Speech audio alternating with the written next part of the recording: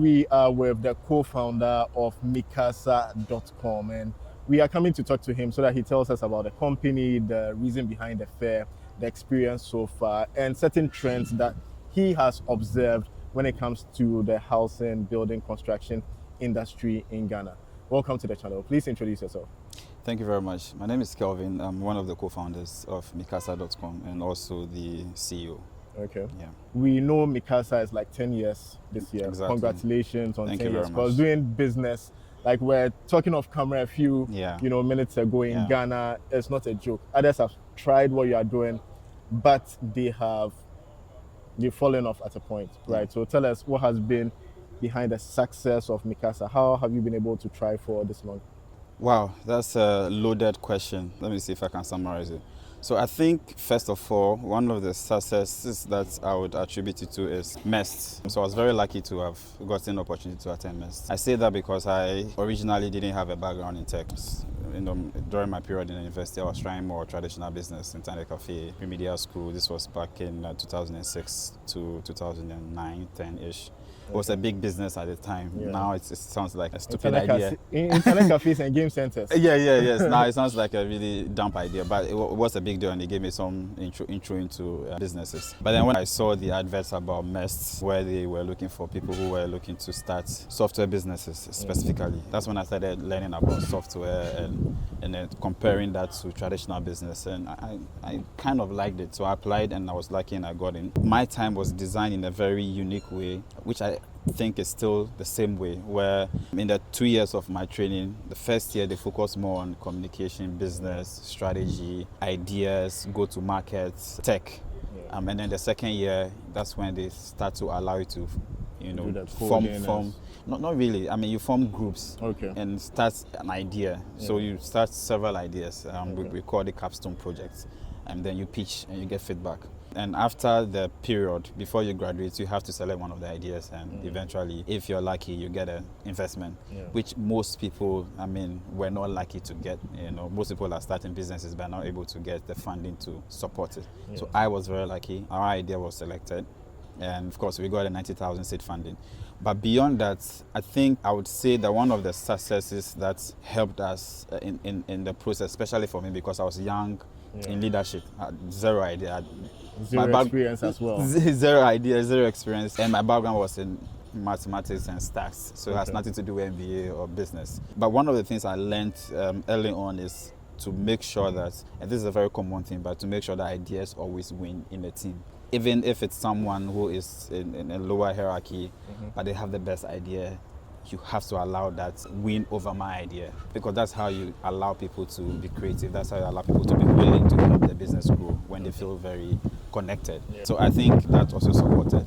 And of course, just the willingness to not stop regardless of the challenges. And maybe my maths background also helped a lot, because it's more about problem solving.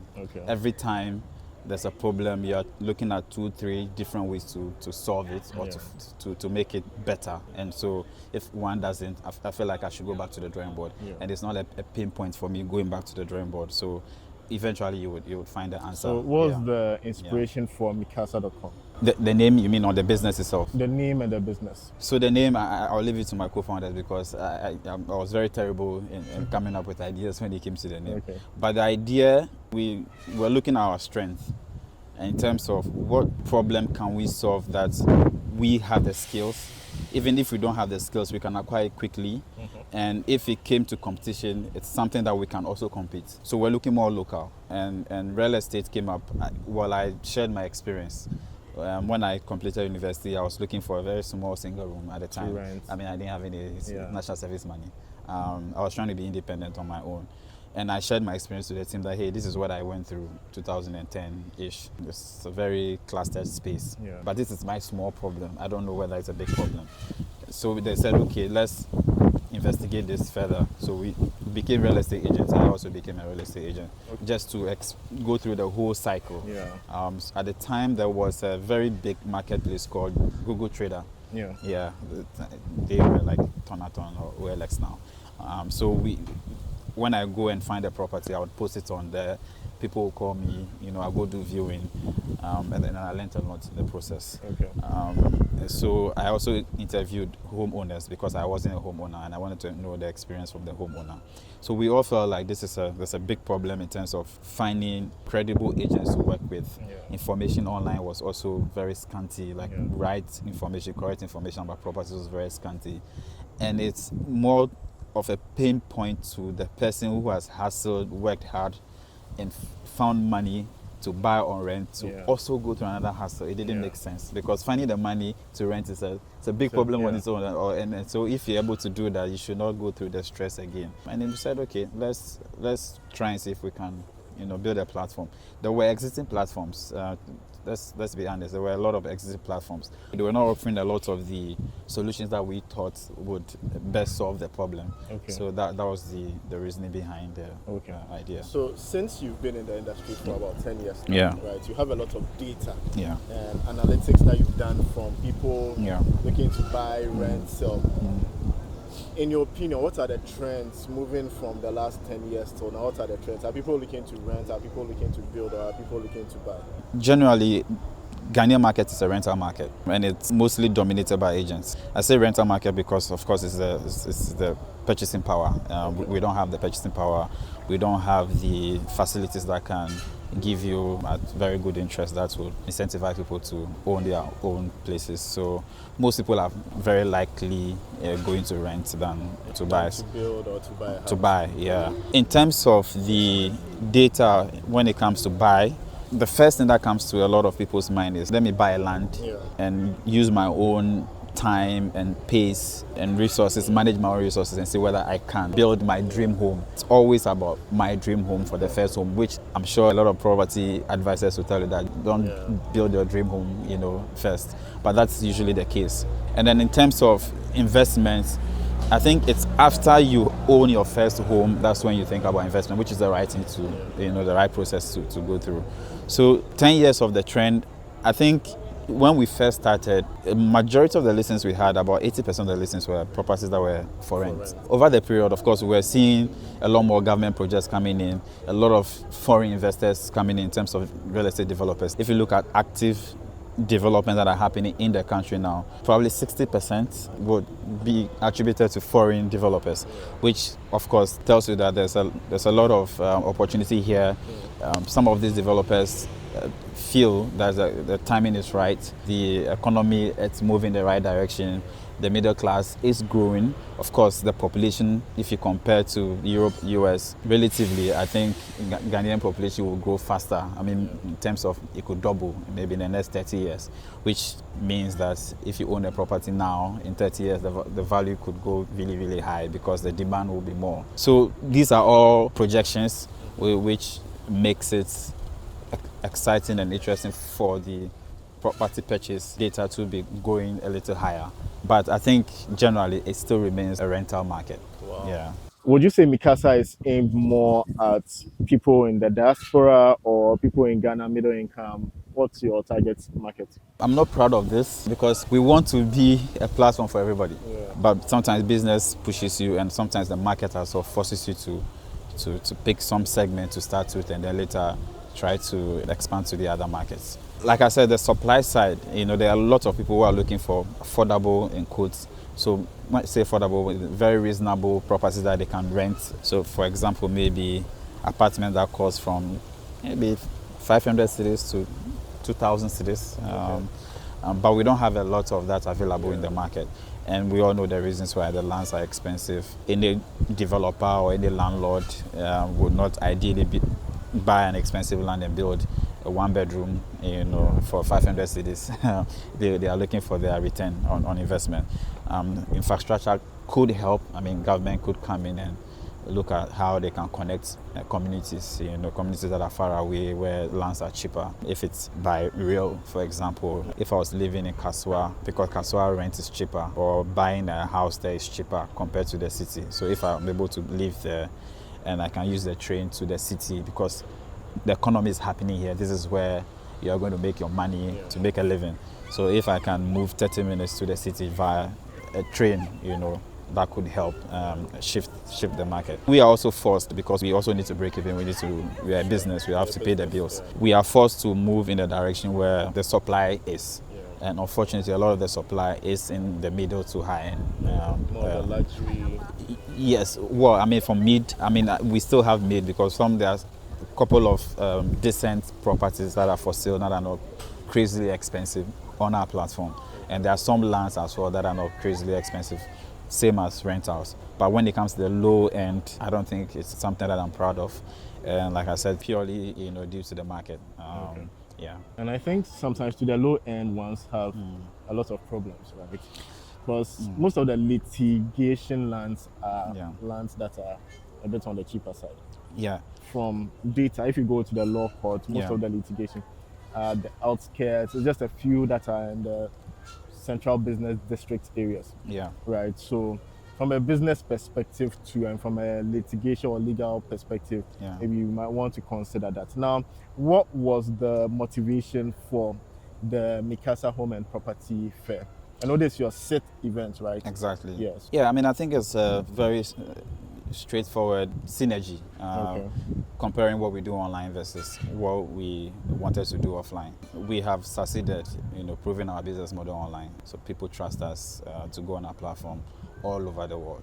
I mean, I can mention our first top 5, but beyond US, Europe, Asia, Nigeria, which is the next African country apart from Ghana that visit our website. We have over 200,000 traffic every month. Okay. Beyond that, we have foreigners, Ghanaians living elsewhere who visit our website. And that these are the leads that we want to generate for our customers. And a lot of people trust us as well. Customers also trust to post on our website. So that's the simple business model that we wanted to prove. So after doing that, we wanted to have that face-to-face interaction and build a community offline. What better way can we do this is to bring all the ecosystem together. And we didn't just want to have buyers come around and have a look at properties. I mean, they could have done that online, or they could have gone to their offices to do that. But we wanted to create an avenue where even people who have no idea about real estate or real estate investment, people who have had issues, purchasing their first property, come to the fair and get answers, or network with, people who are like-minded and, be able to find the answers to their problems. Bring in Lands Commission, for example. It was really, I was amazed when I saw Lands Commission. Exactly. It was top. Exactly. Yeah. Because sometimes a lot of people have issues and they feel like going to their office, there's too much bureaucracy. Yeah.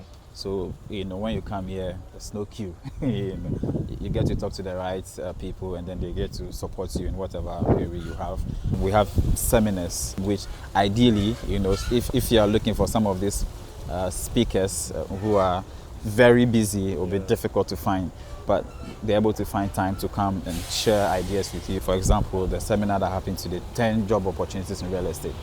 So for people who are looking for careers, and for a country where finding a job is a big problem, this seminar would have been the perfect opportunity to walk away and say, okay, these are the 2 things that I want to consider, or this is the 1 thing that I want to go home with and start to pilot. So I think it's a no-brainer to organize these events every year and to allow people to leave their comfort zones. Plus, myself, sitting behind the computer is my comfort zone, and my other employees. So let's all get out there, let's interact with our customers, interact with the consumers who ideally would have gone on our websites to find property, and network and create a community. So from your own perspective, how has this year's fair been different from the previous years?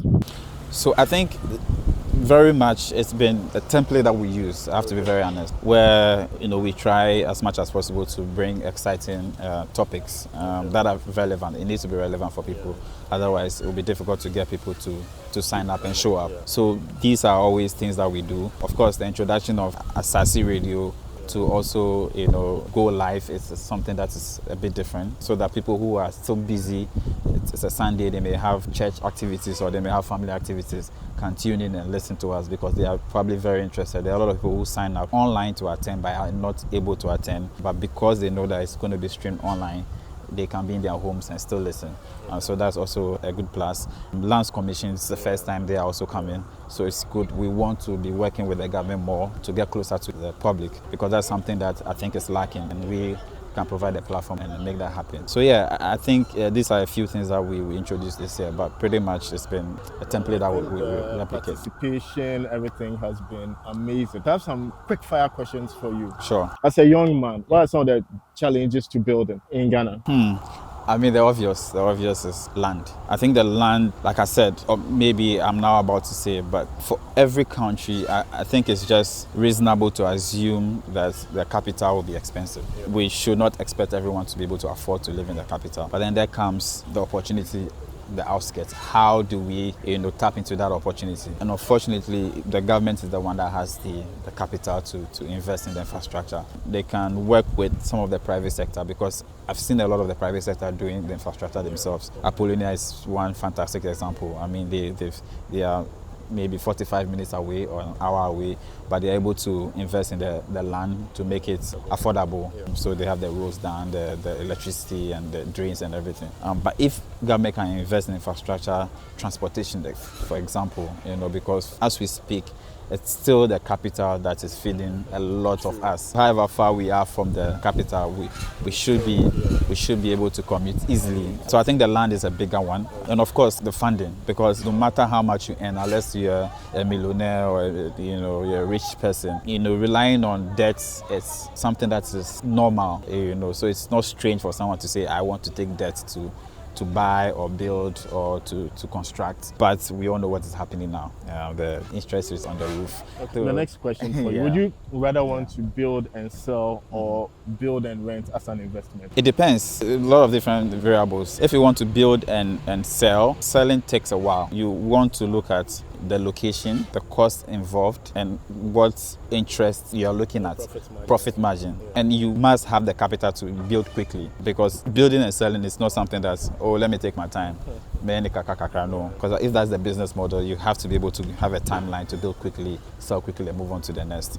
I think the rental one is, if you don't have a lot of capital, you can be flexible and have a lot of patience. That does not require you to rush. So if you ask me, you have to choose based on your capital and the location. Okay. Yeah. So my last question to you: if you were working at the Central Business District where we are, okay, let's say you're working at Movenpick, would you prefer to build at Kaswa and not pay rent, or rent at Laboni or Cantonment and be closer to work? Me personally, yes. Cantonment. You prefer to rent? Yes. Okay, and not build? Yes. This is me personally. Yeah.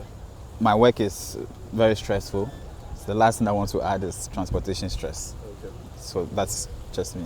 Yeah. All right. Thank you very much for your time on the channel. No worries. Thanks for having me. If people want to, contact you for further questions, etc., how can they contact you? Just go on the website, meqasas.com. That's all. Right. We have all the information there. That's it right there. Yeah. Thank you. All right. Thank you too.